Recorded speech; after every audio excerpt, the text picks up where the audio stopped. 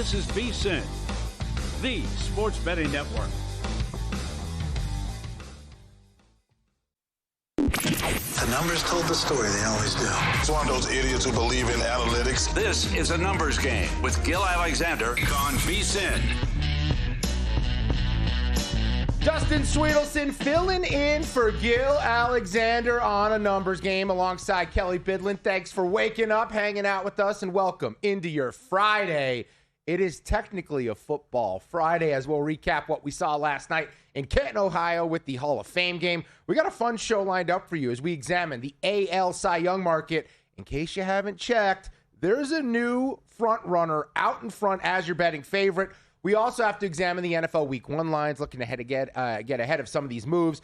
We've got a loaded guest list coming your way. 45 minutes, we go to Columbus, OHIO. Bobby Carpenter, national champion, former NFL linebacker. He will give us a lowdown on the Big Ten, the Buckeyes, and what to expect in the college football season upcoming.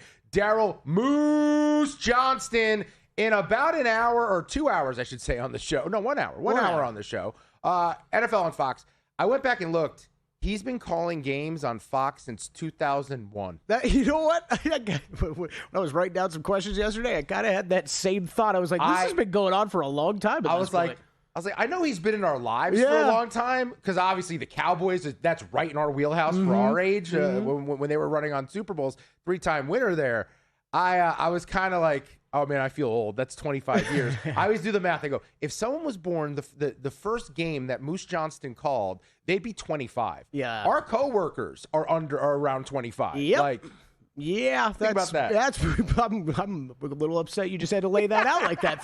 Thank you, Dustin. I appreciate that. And I'm sure we got Troy Aikman and Emmett Smith coming up later in the show, right? Just to really rub it in for Dave Ross, because I kind of promised that. Yeah. We're going full Cowboys. Yeah, we're going to go Jay Novacek. We're going to go Leon Lett. We're going to hopefully I'm not saying anyone who's not with us anymore. One of the Joneses is going to hop on at some point. Yeah. Steve Fezzik will join. He at 11:15 a.m. Eastern time, fresh off Bet Bash, where I'm curious if there were any fights with Steve Fezzik and someone on the internet who doesn't like how he acts. And his big panel today, the ethics of touting, I believe is the name of it. Business ethics. What movie? I don't know. Billy Madison. When they're playing the Jeopardy game. Business ethics. What was like last night I used the Borophyll line. Chlorophyll, more like Borophyll. I used that in biology so much that I had to do biology after school. The teacher was like, dude, you're killing me, man. We get it. You saw Billy Madison in like 1998. Relax. It was 12 years ago. And then finally, the Bear. Chris the Bear Felica will drop by at 9:15 our time, 12:15 on the East Coast. I mean, it's three bears at the desk, I guess. No. Chris is already back home. Oh, he will not be here in studio. No. Yeah. He was here for Bet Bash. I think hopped on a flight yesterday. Is back home because he's hopping on a cruise in a few days. That's low-key psychotic behavior. I'm not gonna lie. Like, that is. I keep getting surprised by, like, we have a lot of people we know in town. It's great to see all these people. I keep trying to see as many as I can. I keep getting surprised at how early people are taking off this year. Like, everybody's out here tomorrow at like the latest. Getting in, getting out. Yeah. I'm like, but I kind of have the same thought. I'm like, you come all the way to Vegas and you're not staying through the weekend? Who flies out of Vegas on a Saturday morning? Well, you know what? The flights are probably really cheap. They probably are. There's just probably not that many of them. That's the problem. Yeah. But we begin today with football back in our lives. In case you missed it, the Hall of Fame game was an epic one. The Panthers with a 33-30 win over the Cardinals. Carolina cashes as the favorite -1. We go over that total of 34. In fact, Carolina almost got there by their lonesome. That was the highest posted total when the lines came out since 2012 when it opened at 36.5. We saw steam all the way down to the under at 34, Kelly.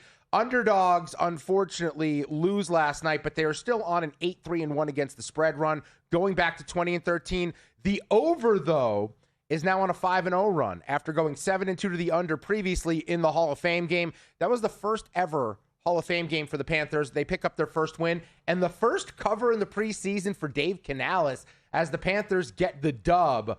Now, there's a lot to digest as far as this is concerned, but just pulling back real quickly, I think what we saw out of Haynes King and Carson Beck, this goes with when we looked at quarterback depth charts yesterday on the show. Yep. It goes with my theory. There are a lot of experienced college quarterbacks who are fighting for NFL jobs, where in the past they would have been guys who maybe started a year, maybe started 2 years, but these guys are 3, 4, 5 years in college. They are so much more ready for what they're going to see in the preseason than the quarterbacks of years past. That's why I think that the world of just walking into the betting board and saying, well, it's the preseason, I'm going to bet unders. I don't think it's a blind bet like it used to be back in the day, because Haynes King put on a show. Carson Beck put on a show, and they're just the first of two with a ton of experience in college that I think are going to translate at least to the NFL preseason. Yeah, I feel like I think it's a great point that you just brought up. I think that this is going to be, you got to be a little careful with this, right? Because this is only going to apply to a few quarterbacks. And like Haynes King and Carson Beck just happened to play each other last night that kind of both fit this, right? So it's not going to be every rookie quarterback. No, it's but multi-year. If you started 3 years of college, you're probably going to be pretty good.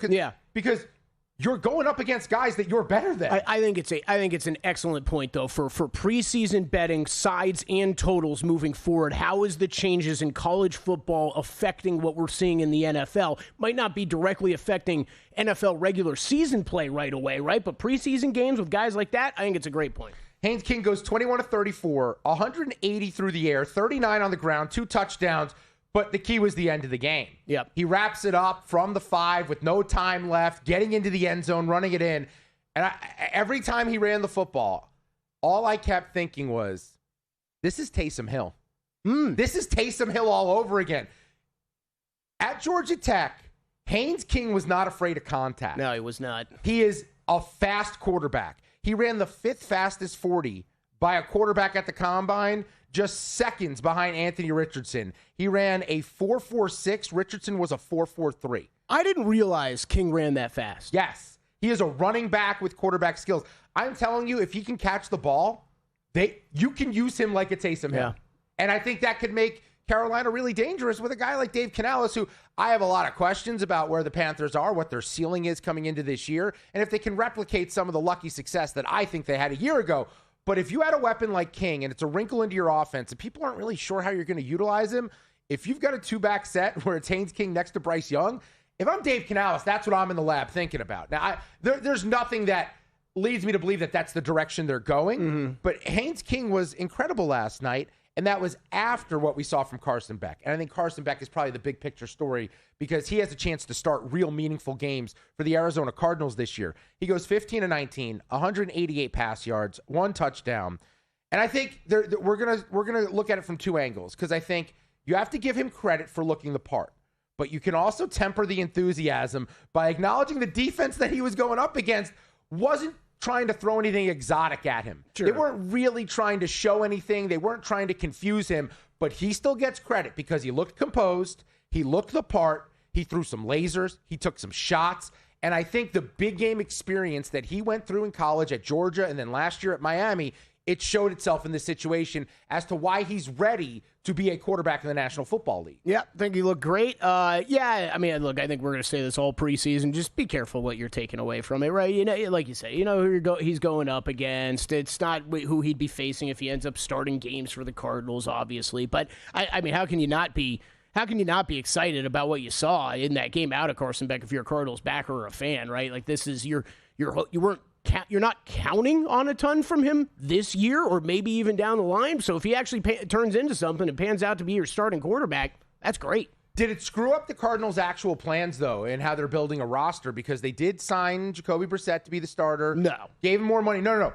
Because if Carson Beck comes in and he plays well, but he's not a franchise quarterback, he's like a good quarterback, and now you've avoided the opportunity to tank in year 1 of LaFleur to ensure you get a top 5, top 10 pick. What if Carson Beck wins them 3, 4, 5 games? What are the odds, though? Okay, like you think what if he's Tyler Shuck? He could give him a better chance to win than Jacoby Brissett? There is a world.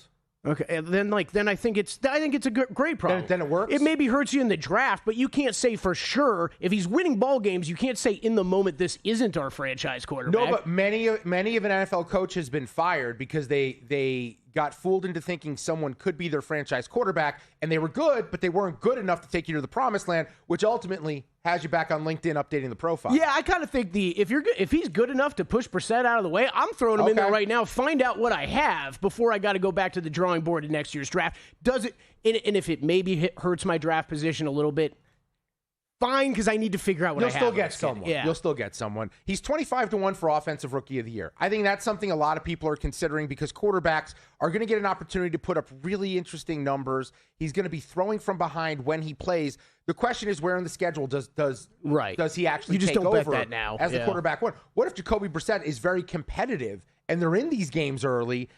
I don't know when you see Carson Beck. Yeah, I think you got to wait on that. I'm not saying there's no chance he's not live for that award, but there's just no reason to bet that now. Wait till you get some signal that he's actually going to start some games. I had a conversation to him versus Brissett just because Brissett actually had a pretty good season last year. And his passing numbers were not bad for how bad this Cardinals team was. No, and if I'm the Cardinals, looking at how their schedule starts, they're at the Chargers week 1. They have Seattle week 2. They're at San Francisco week 3. You go to New York week 4. Detroit's week 5. The Rams are week 6 on the road in LA. Then week 7, it's Denver.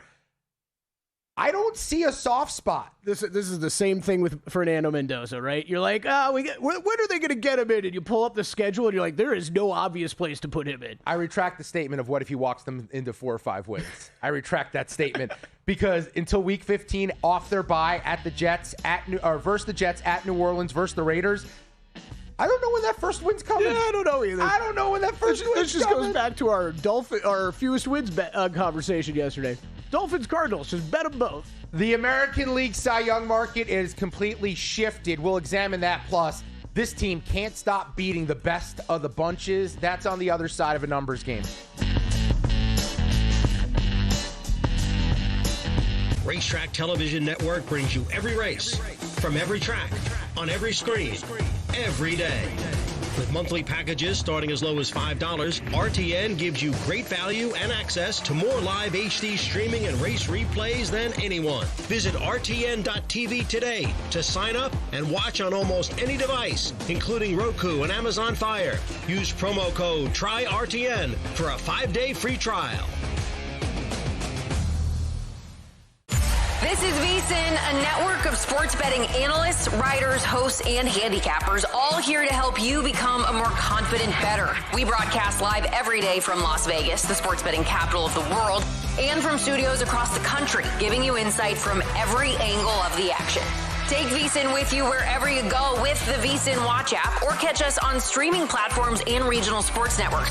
You can also listen live on SiriusXM channel 158 and on radio stations nationwide. Check out VSiN.com as well for betting tools, exclusive betting splits, AI-powered player prop projections from Opta, pro picks for every game, plus in-depth betting guides and articles built to give you an edge. From sharp betting analysis and daily best bets to insider interviews and expert breakdowns, VSiN is your trusted source for everything happening in the world of sports betting. See everything we have to offer at VSiN.com and become part of the Sports Betting Network. Friday's episode of Money Moves is going to be absolutely wonderful. The training camp tour bus heads on over to the Steel City, where we take a look at the Pittsburgh Steelers, Stormy's favorite team. Can the greatest quarterback of all time, Aaron Rodgers, lead the Pittsburgh Steelers to the postseason once again? Stormy says absolutely. Plus, Paul Stone's top 15 quarterbacks in college football. I'll tell you this right now. Our guy Paul had one glaring omission. We'll tell you who it is because he can win the Heisman. It's Money Moves, 11 to 1 Pacific, 2 to 4 Eastern, only on VSiN, the Sports Betting Network.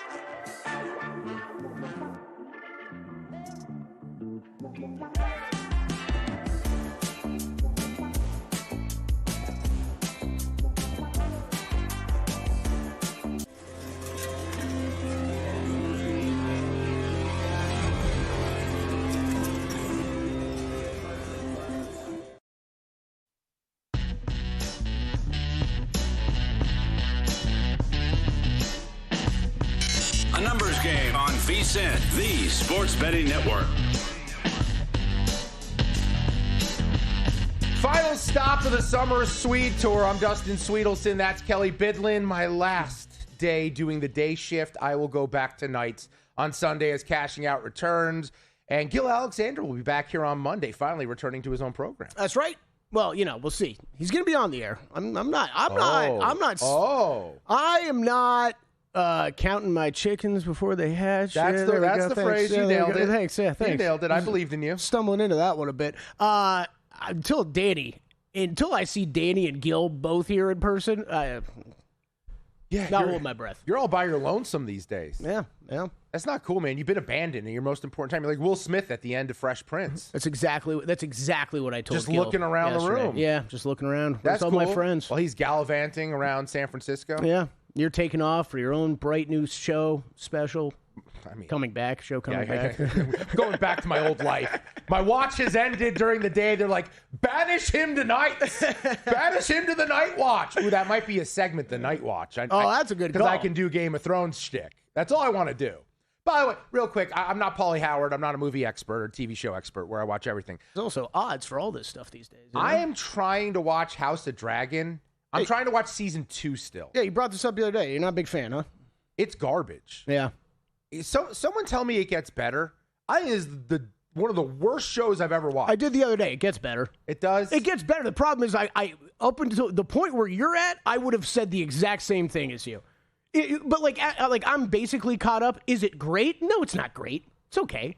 Because it was never going to be great, but I don't even find it entertaining. I find them so uninteresting. Did you like the other one? What was the? I haven't watched the Sir Duncan the Tall one. Yeah. I heard that one's great. I don't. It's okay. It's very different. I know I'm not gonna spoil it, but it's just very different how it's set up. Isn't it essentially just Arya and the Hound following each other thousands of years prior, something like? No, not at all. No, but isn't that the relationship between Egg and Sir Duncan? Yeah, I guess. They're just it's a different world though. Yeah, I could have just used the spin-offs of the original characters. Exactly. Also, I'd prefer George R.R. Martin be more involved in the bastardization of all of his characters as well. That was the hardest part of just Game of Thrones when it started, was just was learning and keeping track of all these characters. So that is the thing that I want to do. I'm sure there's already a podcast that exists. And trust me, we're going to get into AL Cy in a minute. I want to make a podcast where it's like, oh, you just watched episode 1 of Game of Thrones? Well, I'm going to watch it with you, put it back on, watch it a second time, and I will explain who each character is. Once you know who each character is, because I've gone back and watched the show. I've watched the show 3 times. Every time it's better because I pick up on so many subtleties in the script that I had no idea were there. Yep, I agree with you. All right, well, as far as the script goes for the Cy Young Award in the American League, it has been completely flipped. Dylan Cease is your favorite. -115. Cam Schlittler is now plus money at +105. This on the heels of Cease yesterday at the Cubs in a losing effort. Not his fault. 7 innings, 2 hits, 10 strikeouts.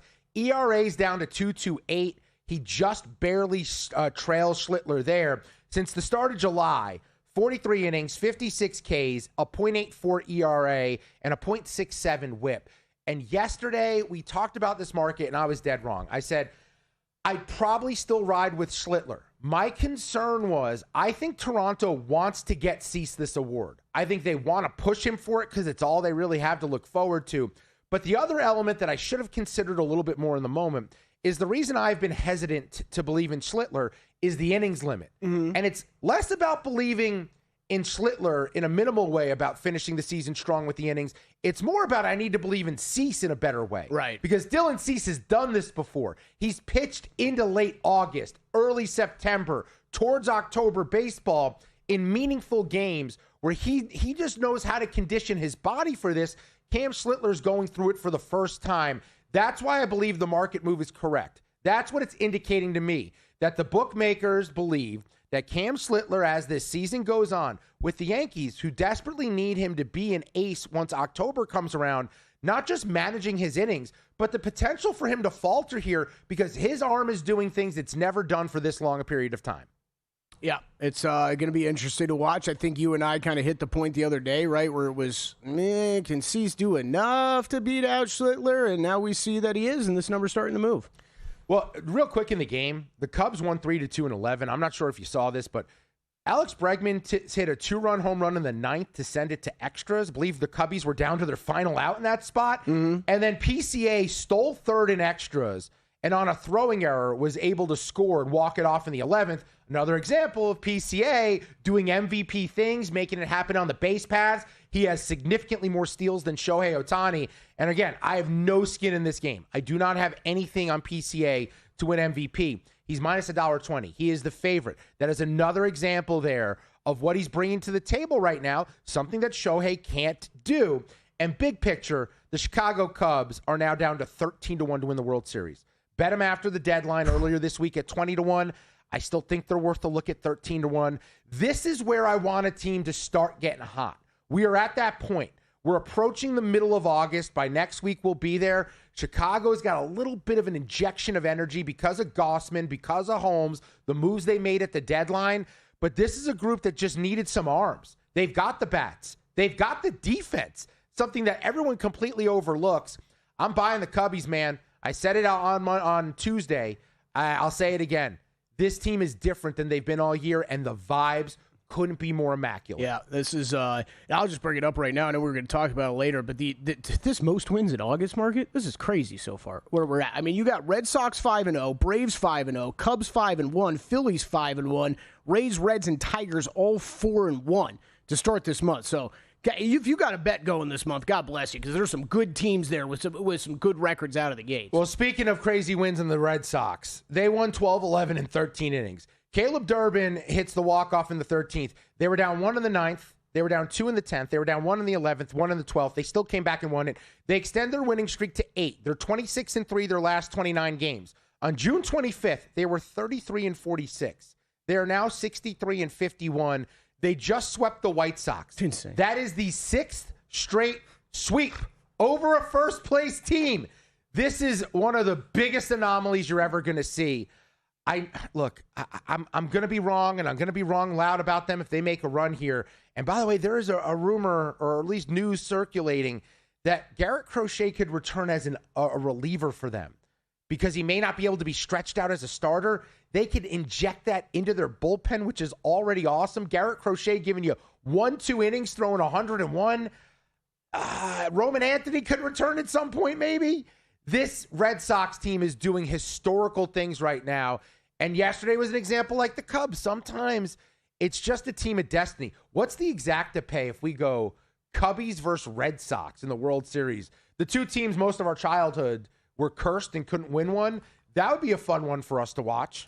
That would be, let's see, I've got the exact outcome market in front of me. Cubs, where's White Sox? Cubs over White Sox 120 No, Cubs over Red Sox. Red Sox. Cubs beat Red Sox is 60-1. And then Red Sox. Yeah. I don't have that one yet. I imagine it's around the same number, though, because they're around the same number to win the World Series. 65. Yeah. I don't hate the idea of doing either of those. Okay, so didn't the Red Sox earlier in the season, or am I mixing up teams here, Dustin? Didn't they score in every frame that they were at bat in? I feel like something like somebody that did that, and I thought it was the Red Sox. But then they do that in 5 consecutive innings, right, in the 9th or later last night. That's crazy. Which is crazy. Well, you have the ghost runner on second to begin the extra innings, though. Yeah, still, though. Like, it's wild. And what they've done, you brought it up, what they've done in the last month, it's just wild. 26-3 over the last 29 games. It's and you have to wonder how far it can go. How long do they keep playing this way? And does it translate to October where it's a series? Because it just feels to me sometimes I get nervous about peaking too soon in baseball. It's such a long season. You have to stay up for so long. There isn't a little blue pill that you can take to give you an extra few hours here. The Red Sox may just be too hot too soon. That is my only concern about this team. 13 straight wins against teams with winning records. Tied for longest streak by any team in the expansion era since 1961. Wow. And then real quickly, the Tigers, it went exactly how I thought it was going to go. I think I went 2-1 with the baseball bets. We lost the Hall of Fame game parlay. But Framber Valdez, 7 innings, 5 hits, no runs, 5 strikeouts. He's gone 7 innings in back-to-back starts. I thought he'd step up with Skubal gone. I thought he would relish the role of now being the number one guy there. Also, News coming out, Jackson Jobe, their big-time prospect who was hurt all season long. He's expected to make his debut Saturday. That could be an injection into this team. The Tigers are a game out of the wild card. They could make the playoffs still without Tarek Skubal on this team. Speaking of the playoffs, you want to see the college football playoff and our predictions? Well, they're there in the college football betting guide, VSiN.com/subscribe right now. You'll get our power ratings, our preseason top 50, betting systems, best bets from everyone here at the network. Plus, you'll also get our NFL betting guide, the Fantasy Life Fantasy Football Guide, best bets on the website, betting splits from DraftKings and Circa. Start today for just $9.99 or get a full year and save 50% with a VSiN Pro annual subscription. Head to VSiN.com/subscribe now. That's VSIN.com/subscribe. When we return, the Wyndham Championship. How are we looking thus far as Kelly sweating some bets live on A Numbers Game?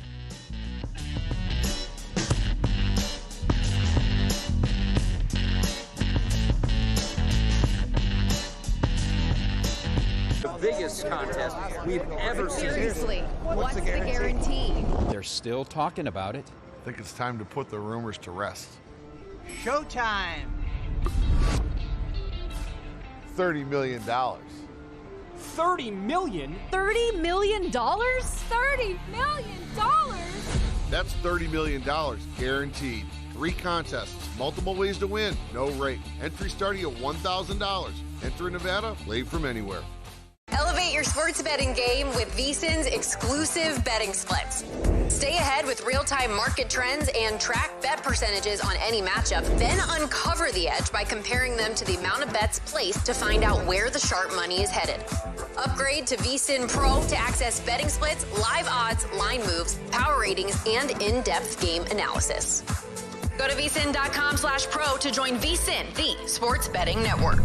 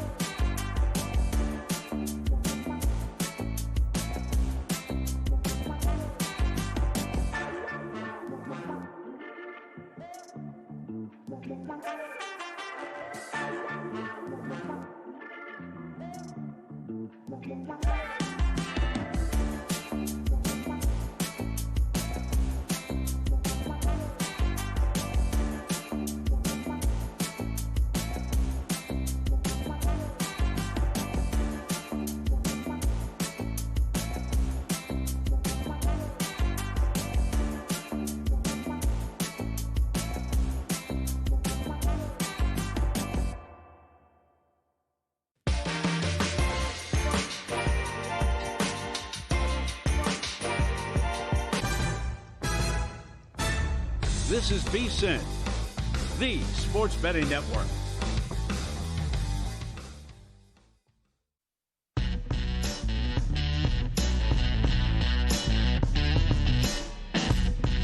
A numbers game on VSiN, the Sports Betting Network. Coming at you from the Circus Sportsbook in downtown Las Vegas, Dustin Sweetelson, Kelly Bidlin here, you there, however you may be tuning in. We appreciate you doing so. SiriusXM Channel 158, YouTube TV, the VSiN Watch app, radio affiliates across the United States of God bless America.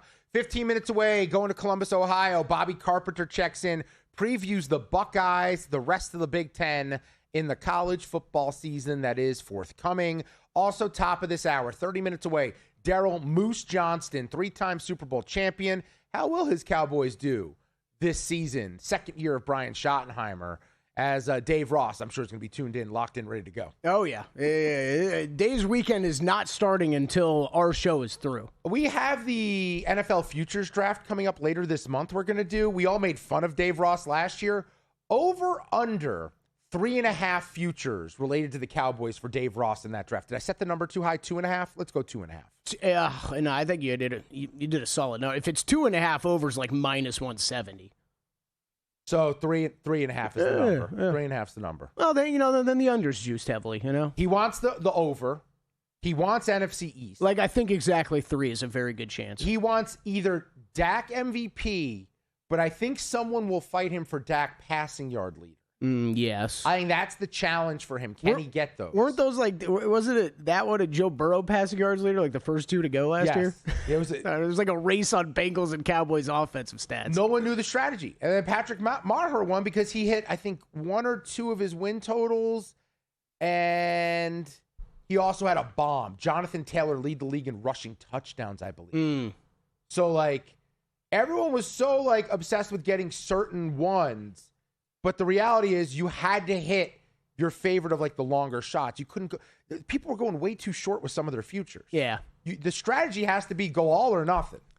It's interesting. It's interesting. Because it's always, there's game theory to anything, right? But then you're sitting there, if you're watching everybody go with a bunch of long shots, you could easily win the thing just to go in with, you could bet a bunch of favorites and win the thing. True, if no one hits a bomb. Nobody hits. Yeah. If you're just playing I'm just gonna have a good win-loss here. Everybody's firing on 60 to 1s or whatever. Yeah. I remember it came down to the final week of the season though, the futures draft. So we'll do that later on this month. We get tweets. At Dustin Sweetelson, at Kelly Bidlin, at VSiN Live. Some of them rolling in here. By the way, I don't see the one that you were talking about with X-Pac, and I don't know why. Oh, you should. You were tagged on it from James Fessler. I'll try my best on this. There's a lot of wrestling lingo. James Fessler tweets in, last day of the summer suite. Question 4 to you, Dustin. If you and myself, Kelly Bidlin, are the new wager outlaws, I feel like bougie Matt Brown is Shawn Michaels and zany Greg Peterson is X-Pac. You filling the post-Royd Triple H with Matt Humans? Oh, no. If we're filling out the Generation X, I think Matt Brown needs to be there for the energy. I think that is a fact. I guess he would be Shawn Michaels with the leg kick, and he thinks he's the leader, but really he's not the leader. Do you know what I mean? When we're out, Matt thinks he's in charge, but we still tell him what to do, so he's not really in charge. For Triple H, who would be our Triple? It wouldn't be Humans, although it would make sense. The personality makes sense there. I think that works. Because Humans would be the real leader. He'd be the real alpha, knocking around Matt Brown a little bit. So that's not a horrible call. It's not a horrible call. I see James's tweet now. I don't know why it's not popping up in my feed, but I do have it available to me now. We also got a couple tweets here. Darren Frazier writes in, the summer suite coming to an end is sadder than Sandra D leaving for Australia at the end of Greece. Back to long days and late nights on VSiN Live. Gilly and Kelly are the best, but the Bearded Bros rank right up there. That's our original tagline, the Bearded Brothers. And then shout out to Patrick Maher for coming up with that.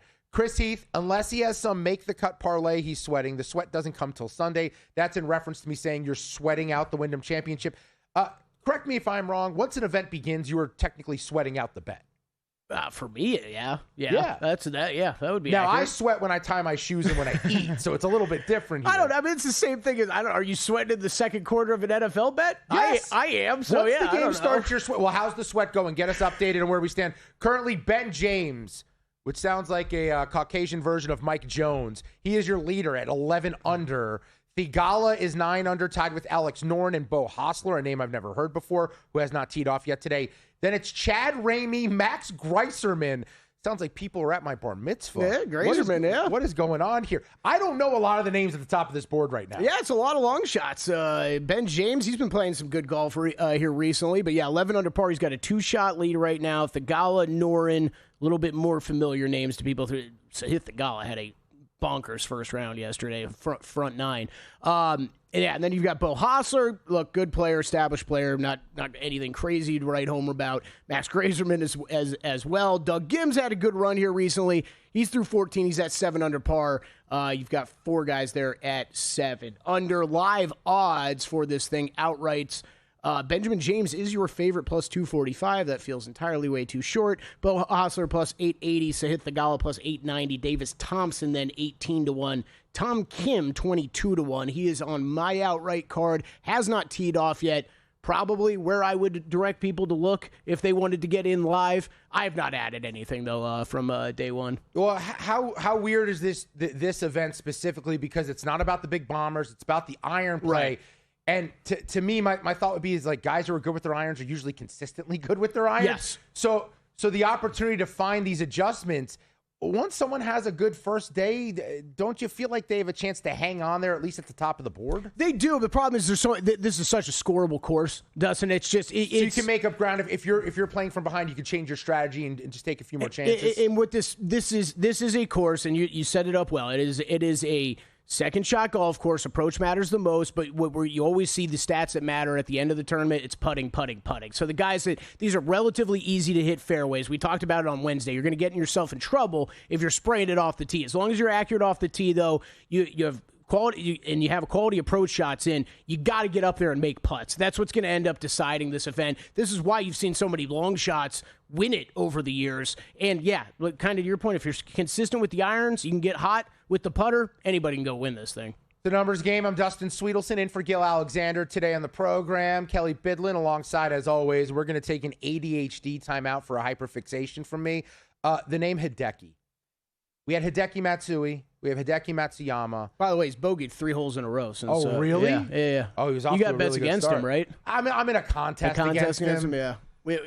Dustin and I were joking about that before the show because we watched him drain like a 50-foot birdie putt right before we went on. And that's 3 bogeys in a row for old Decky. So here's my ADHD hyperfixation that I couldn't stop thinking about while you were talking, looking at his name on the betting board. If you were a Yankee fan, you were a big golf fan, you had Hideki Matsui, Hideki Matsuyama, like, that'd be a sick name to name your kid. Can I name if that was me? I'm not a Yankee fan. I'm not a golf guy, but Hideki Sweetelson would rule as a name. That would be an awesome name. Rule as a name. I mean, I know a little cross pollination of the cultures here, but you bringing that one up with the fiance? No, she has agreed to naming the first child Jalen or Brunson. Wow. Yes. Wow. Yes. That was quite an announcement on the air. Yeah, All right. no, she has agreed. Handshake. Brunson. It's done. I like Brunson better than Jalen. It's unique. Well, one, based on the way it's going, if he's named Jalen, he's going to be in the NBA because there's 4,000 people named Jalen in the NBA right now. Well, maybe not with my genetics, but you get my point. I think Brunson would be a cool name. It's a cool story. That is cool. I like it. 20 leagues, one mission. That's Just Win Bets, baby. They're your premier source for daily sports betting picks. They break down the data so you can bet with confidence across the entire sports calendar. Scan the QR code or visit justwinbetsbaby.com today and start betting smarter with Just Win Bets, baby. The name says it all. Most wins in the month of August in Major League Baseball. It's off to a good start. You hinted at it earlier. Everyone's talking about the Red Sox. We need to at least acknowledge where the Bravos are. The Bravos are 5-0 this month. The Braves have the second best record since the All-Star break in all of baseball. They are plus 550 right now to have the most wins in the month. I don't hate that idea right now. They were someone that I thought about 12-1 before it started betting. I chose the Astros instead at 28-1. Cubbies 5-1 right now, as are the Phils. The Rays 4-1, the Reds 4-1, as are the Tigers, and you have the Brewers and Padres at 4-2, followed by the Metsies at 3-2. And this was floating around yesterday. I just want to bring it up because the New York Mets, after what they've accomplished, being one of the most embarrassing teams in baseball this year, they actually have a path to making the playoffs. Now, it's an unlikely path, but Anthony DeComo, who covers the team for Mets.com, he did tweet it out yesterday what they have to do the rest of the way, and I don't see that tweet right now. And I have it somewhere in my notes. Damn. What a Mets thing to happen right there. Oh, here it is. I'm going to lay out the blast. 38-9 over their final 47, and they'll make the playoffs. Yeah, no problem. It's been done 5 times, most recently in 2017 by the Guardians, where Francisco Lindor was the shortstop for that team. He's the shortstop for the Mets. Here's what I'll tell you as a Mets fan. After they traded Luke Weaver, after they traded Brooks Raley, their depleted bullpen, they're going to make this interesting for about 4 weeks. And then in the final home stretch, it's going to come to a screeching halt. Epic disaster coming as far as that is concerned. Speaking of the Mets, they opened up a series with the Pittsburgh Pirates at PNC. I like a play in that game. We'll break it down on the other side of a numbers game.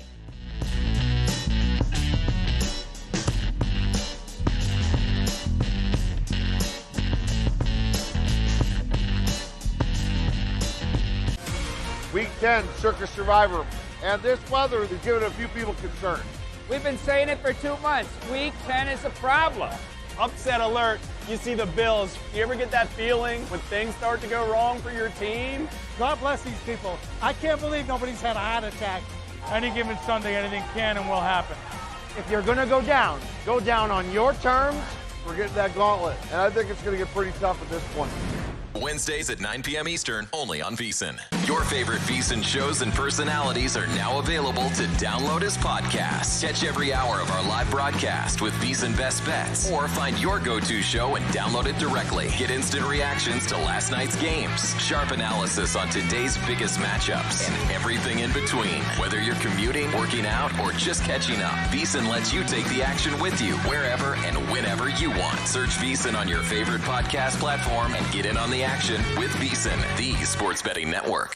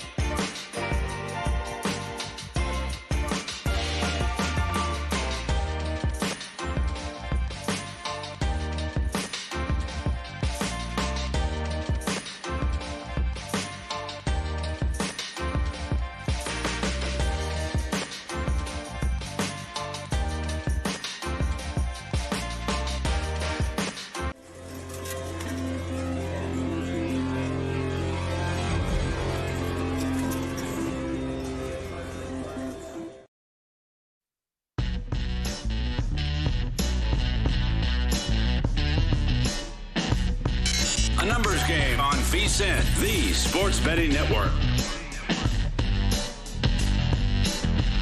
Back on a numbers game, Dustin Sweetelson hanging out with Kelly Bidlin, Circa Resort Casino, downtown Las Vegas. You can always catch the show, Sirius XM Channel 158, YouTube TV, VSiN Watch app, and radio affiliates across the United States. God bless America, and Game Plus there you go. In Canada. College football is going to be here before you know it. We are just a few weeks away from week 0, and then the big boys get going in week 1. And our VSiN college football betting guide is out right now. There's a few surprising things, but I think the one that jumped out to me immediately when we were all doing our predictions of who's winning the national championship, we only had 1 out of 22 people here at the network pick the Ohio State Buckeyes to win the national title. And I'm trying to figure out why we're all down on Ohio State because, sure, they lost a lot, but if you look at the NFL draft every year, they always lose a lot. And they lost a lot in 2006 when our next guest was selected out of Ohio State. He is Bobby Carpenter, former linebacker for the Buckeyes, a national champ in 2002, also hosts the Bobby Carp Show and Morning Juice on 97.1 The Fan out in Columbus, 7 years in the NFL, and he joins us on the Progressive Guest Line. Bobby, does that surprise you that Ohio State, who is the betting favorite to win the title, out of our 22 people here who are pretty sharp and follow college football, only one of us chose the Buckeyes to win it all?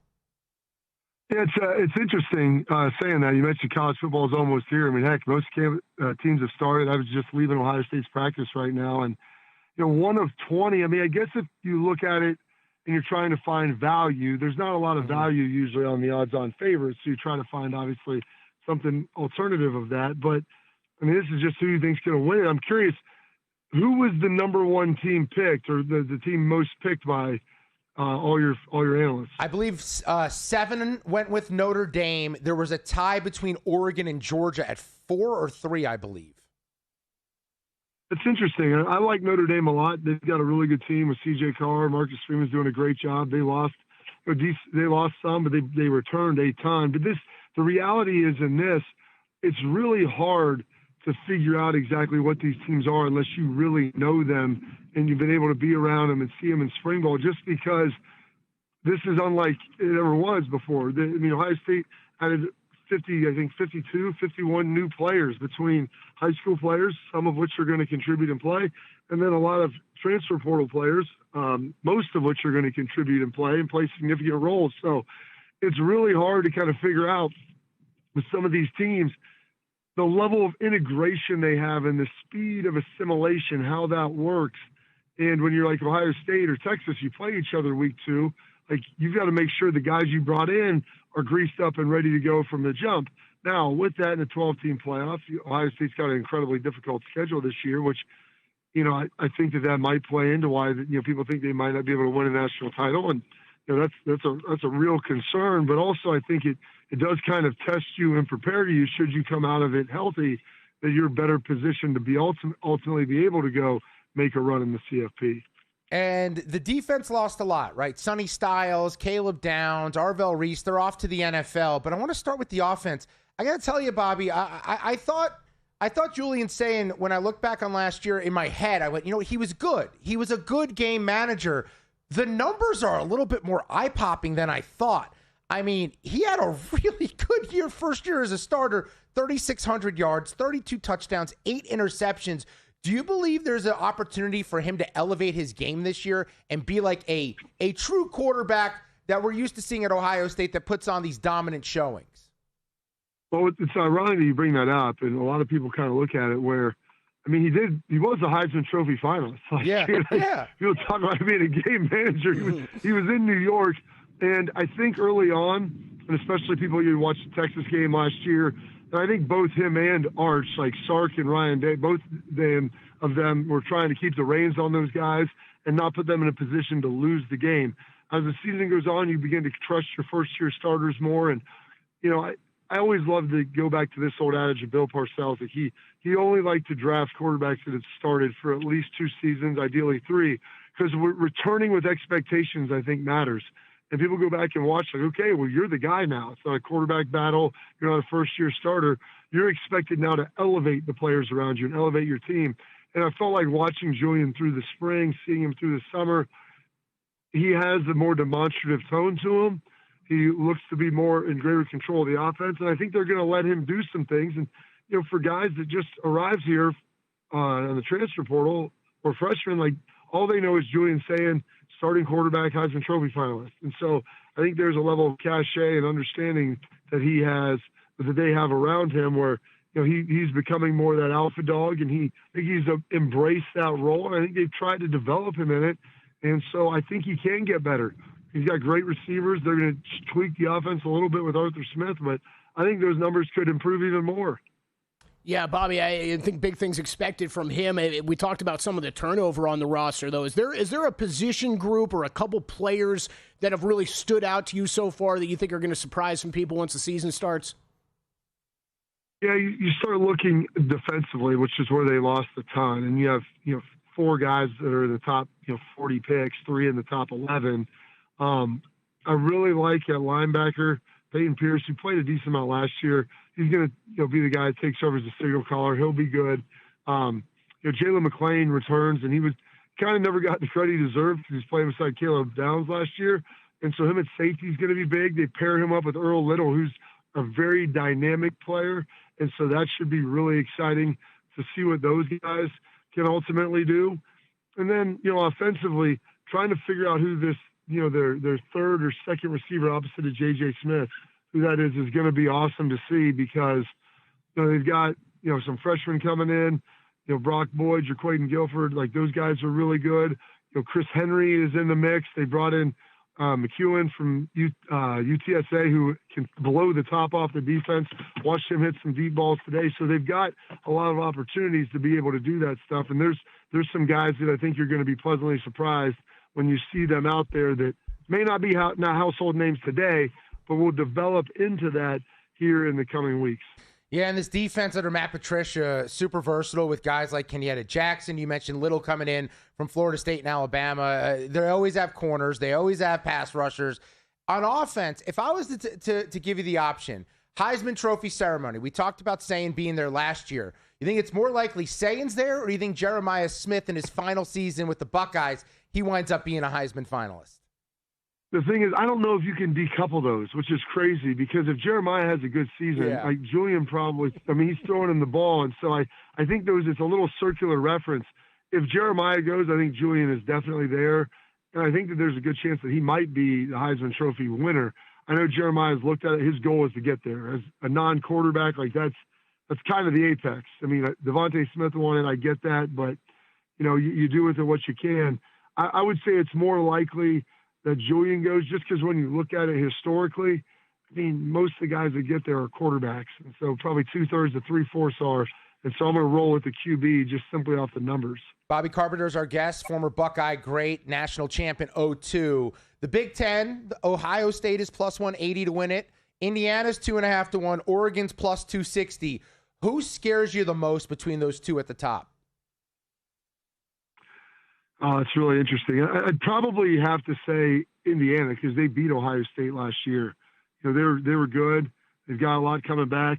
They've got to break in Hoover at quarterback, but Cignetti, like over the last 2 years, he's had transfer quarterbacks, and both of them have played great. So why would you think that they're not going to play great this year? Like it should be the same way. And I think it's wild to think that there's an expectation where Indiana is just going to be good. But I think that's where we're at. And Dan Lanning, this is a great opportunity. He's got a great quarterback coming back. We'll see if they can continue to develop and how good they are. And that they're very talented, but ultimately, can they win big games in the playoffs? That's the one thing that's kind of, I wouldn't say haunted, but Dan Lanning, that's the question he has to be able to answer. And, we're getting to the point now where you start talking about, are you a big game coach? And he's won big games in the regular season, but I think right now I would lean with Kurt Cignetti and give him, the edge. Just simply they're good and they're coming off a national title. That is a big statement, Bobby. We really appreciate you doing this today. Looking forward to chatting with you throughout the football season here. Everyone check out The Morning Juice, 97.1 The Fan in Columbus, Bobby Carp Show as well. All the information on his X page, at BCarp3. Thanks so much, man, and enjoy the football season. Yeah. Hey, my pleasure. Thanks, guys. You have a good one. I thought that was a big statement at the end. Mm-hmm. I thought him saying that Indiana, and we just talked about it on the show yesterday, Matt Humans with a great write-up talking to bookmakers from around the country. The public is not buying the Hoosiers returning to prominence. And it's so funny. It's like Guys, this is Cignetti. If this was college basketball, you'd believe. Because college basketball, we're conditioned to believing you could turn over a roster and just start over. So true. And when I first started betting on stuff, Patrick Maher would be like, dude, you're getting way too caught up in all this semantics with college basketball. You bet on coaches. That's it. And if you're going to bet on coaches, why wouldn't you bet on Curt Cignetti?